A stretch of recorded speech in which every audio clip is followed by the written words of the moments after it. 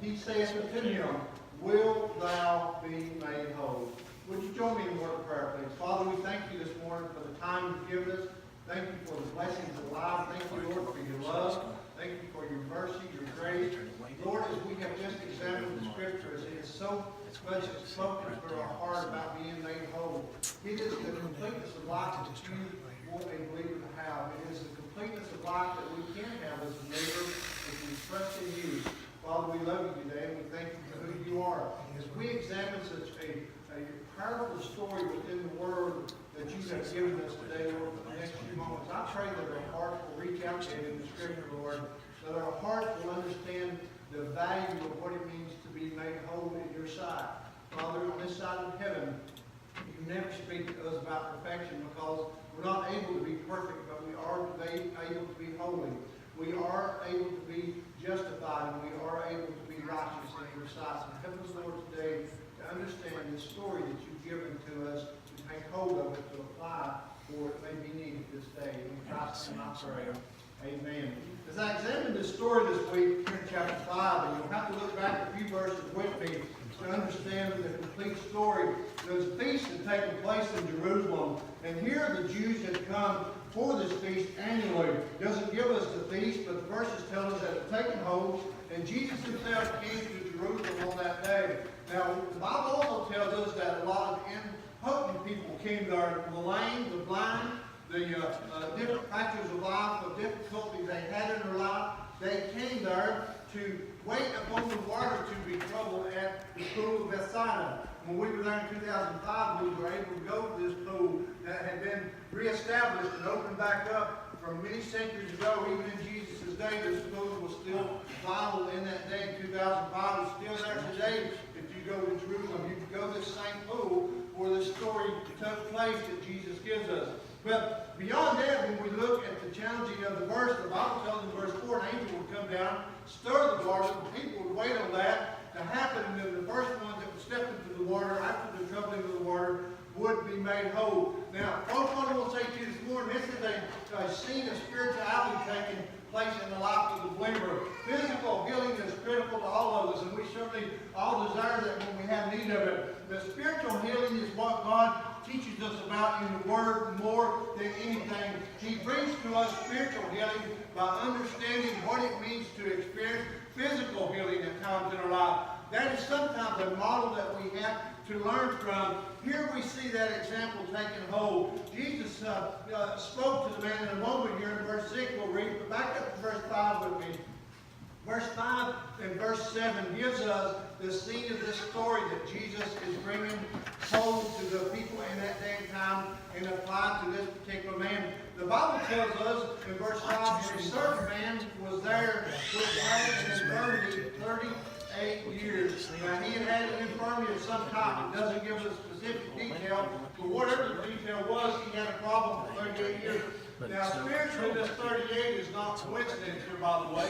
In the New Testament, if you go to Deuteronomy chapter 2, verse 14, you will find where the Israelites wandered in the wilderness for 38 years. We call it 40 years just in general. It was specifically named in Deuteronomy chapter 2, verse 14, that they wandered for 38 years in the Bible. Well, Jesus uses this same example as no by coincidence. He picked out a man that had this infirmity for 38 years. He uses it as a spiritual example because in this era of his time, the Jews knew what happened in the old days, in the years that their forefathers wandered in the wilderness. So this is an example he gives in simulating that. I want to say to you today that here's the question that you and I deal with in verse 5 and 7. The cure must be more desired than the condition. The cure must be more desired than the condition. Here's a man for 38 years had this infirmity that just could not get over it, couldn't take hold of it. He basically well tells Jesus in verse 7, he said, if you read along with what the Bible says, the man said, the impotent man answered him, Sir, I have no man when the water is troubled to put me into the pool, but while I am coming, another steppeth down before me. Now, rationally, I look at that verse and I say, well, maybe he was crippled. The Bible tells us he had an infirmity. We believe he's crippled because Jesus later gives him some command. But what are the limitations to being crippled? We know not all the circumstances, so we have to believe that this man at this point has just used maybe an excuse along the way for 38 years to not get to the pool somehow, some way. We don't know that for sure, but we get that from what we can read here. So what I want you to grasp in that verse is consider what is it about our faith that sometimes maybe we lack in. Maybe we don't take our faith to the level God is calling it to be. Maybe we're not walking by faith and we're walking by sight. We have to determine that spiritually in our life. This man had a great challenge. He needed to desire the cure more than the condition. He had become somewhat complacent with his condition. Now, the reason I say that, I'm convinced that he could have maybe rolled to the edge of the pool. He was sitting somewhere close by. Maybe he could have at least squirmed or laid on his belly and crawled to the pool if he couldn't walk. What effort had the man put forward in his faith to get to the pool? Well, that's the challenge that Jesus will come out to see in this first section of verses today in verse 7, because he is depending on someone else. Hey, let me tell you, you can't depend on other folks for your faith to grow. That's not possible. Now, we can support, meaning the pastor of the church can support, pray for, but he cannot change your level of faith. You have to do it with the Lord yourself, in control of your life and in your faith. That's the challenge Jesus is putting forward to him. Now, where does that start? The cure must be more desired than the condition. If you're in a condition that you've been in for some time, whether it's lack of faith, needing to grow spiritually, maybe it is a physical condition that you struggle with, and maybe your faith hasn't done, you haven't done your part. I don't know today. I have no idea what your situation can be. I know what mine are, what I have to deal with, but the Bible specifically wants us to see a point here is that we certainly need to take hold of realizing we can be made whole if that's our desire. Now, as you look on in the story, you look in verse 8 with us. Then Jesus said unto him, Rise, take up thy bed, and walk. Now, that's a pretty strict command to someone that's about walked maybe in 38 years, isn't it? You know, what he was challenged was to do something he hadn't done in a long time. Hey, let me ask you, have you ever went outside the box in your life and done something maybe you haven't done? Maybe you've always wanted to do it, but you didn't do it because of fear, because the person was going to say something about you, maybe afraid of failure. Who knows? Who knows? But I know one thing. Jesus did not say, well, I'll be over in a minute to help you. I'll carry you down there, or I'll coach you down there. What did Jesus say to him? He said, rise up and walk. Rise up and walk. This man had to have a desire within his heart and his life to believe and trust that Jesus meant what he said to him in his command. Well, as I looked at this verse, I thought about that. You see, the cure will only come with the spoken word. The cure will only come with the spoken word. Now remember, we're speaking here this morning of spiritual things in our life as a believer. But I'm convinced God can do divine healing. I've always convinced that. I see it take hold every day in people's lives. A lot of folks call it coincidence. They call it this or that. Now, I know he uses medications and doctors and all that for physical. But this morning we're talking about spiritual healing. You cannot go to the hospital and get spiritual healing. It's not possible. Now, there could be a chaplain there. There could be someone that can help you, give you scripture, read you. That certainly can happen with God. But if you go to a hospital, normally it's because of a physical need. Did you realize that God's kingdom is the hospital for sin sickness?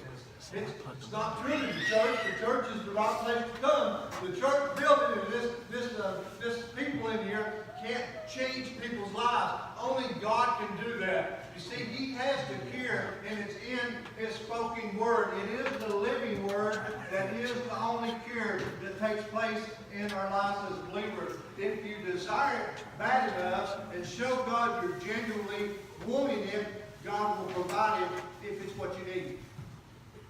Oh, what I need, not what I want. Yes. Please know that. It's what you need in your life. God will provide everything that we need in this life. That's a promise, one of the 7,000 promises of the Bible that you'll find. And if you don't take hold of that promise, guess what? It's not God's fault. It's not God's fault. When Jesus said to this man, rise up and walk with me, he said, well, Jesus, I've been sitting here for 38 years, and I haven't been able to do it yet. I'm sure there's been other people come by and said, won't you get up and can walk. You look like you can. I think you can. I know you can. Well, I'm going to tell you, here's something else today is, you don't know my circumstances in life. And I don't know all of yours, do I? We don't. Only God knows. And He knows what is best benefits you. But Jesus knew this man had the willpower if he would only execute. See, the cure will only come by the spoken word. When you have a spiritual need, God will suffice that spiritual need. In the video, we thought we'd get to share with you this morning. It was showing some demonstrations. You saw a few there about the folks at Mercy Me sing the song Flawless. And the point of that whole video was to show that those fellows came clean in the end. That those stains were removed, that the coverings were removed for them. There were people in the video that it would have shown that had infirmities of life. But in the end, they still had the infirmity of life, but they were flawless in the eyes of God. They had come clean because they believed and trusted God would get them through their circumstances of life. That's all that Jesus is saying here. That's all He said to this man, basically, in layman's terms, you can be made whole, but you have to believe. You can be made whole, but you have to trust. You can be made whole, but you have to take the first step. No man has ever done, person, anyone's child, anyone has ever done anything for the kingdom of God without taking the first step. You know why God requires that? Because He wants to see if we genuinely believe and trust.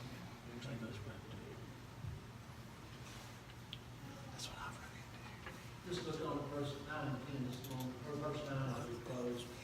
Verse 8 says, Jesus said unto him, Rise, take up thy bed and walk. And immediately the man was made whole and took up his bed and walked. And on the same day was the Sabbath. It was an important factor, and we won't go deeper in Scripture, but sometimes there will come controversy with cure. If you went on in the rest of the story, you would find it was on the Sabbath day when Jesus healed the man. That was not to be done on the Sabbath in Jesus' day. No type of physical elements were to be dealt with on that day. A person was just not to do that. That was one of the laws of the land. But Jesus did what was right for the individual, what he needed most.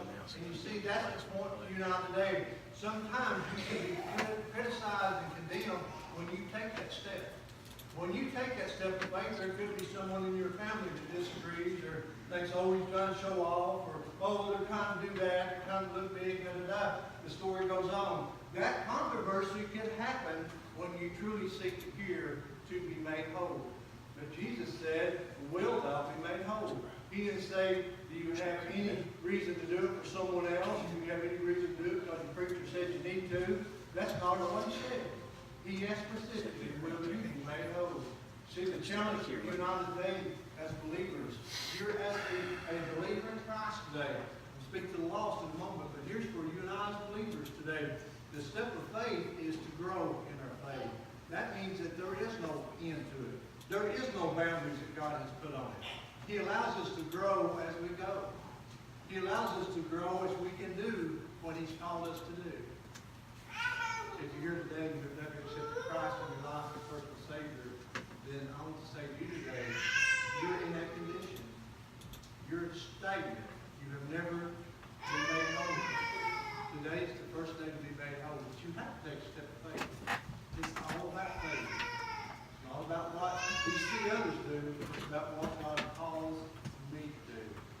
This story is a very simple story in the Bible. It's one that has been read many times in children's classes and youth classes, adult classes all over the land for many years, 2,000 years or so.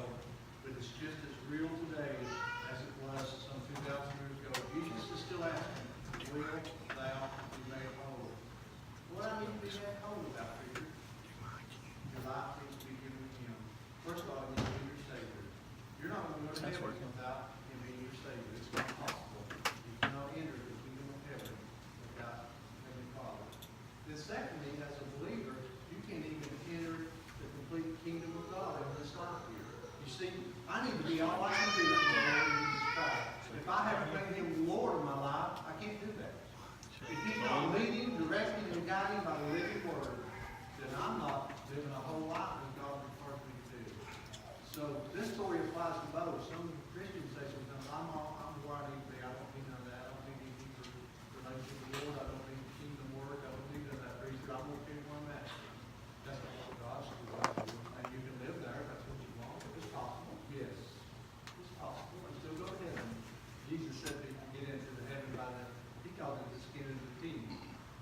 Christ is only a Savior. But when you make him Lord, you have a deep compassion and love for him. This man went on to tell others about Jesus because he was challenged. We don't know if he was saved or not. The Bible doesn't tell us that. So you can receive a miracle and still die lost. Did you know that? You can receive a miracle, maybe a physical healing. Maybe God heals you, and you can still die lost. That's what this story tells us today. It's possible. Now, most people, when they have a miracle hit them, it kind of changes their heart, their attitude. They look at things a little different. This man may or may not did. We don't know the story, but it's possible. The challenge for you not today is, will you be made whole? Will we take that step? Would you stand with us?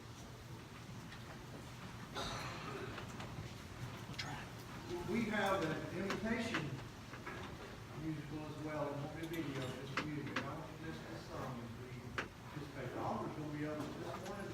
We call it open altar always here at Riverview. You can come to altar anytime you want.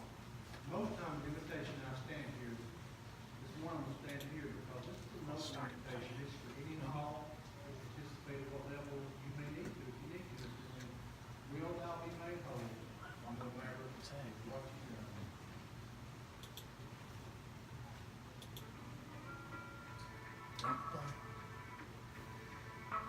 Nope. Nope.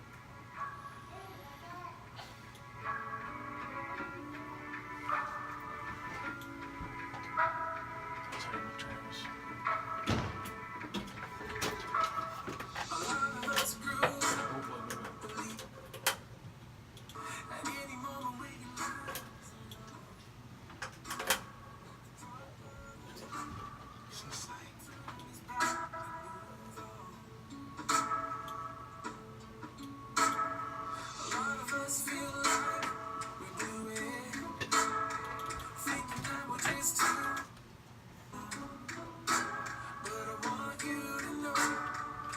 Still a hope for you now.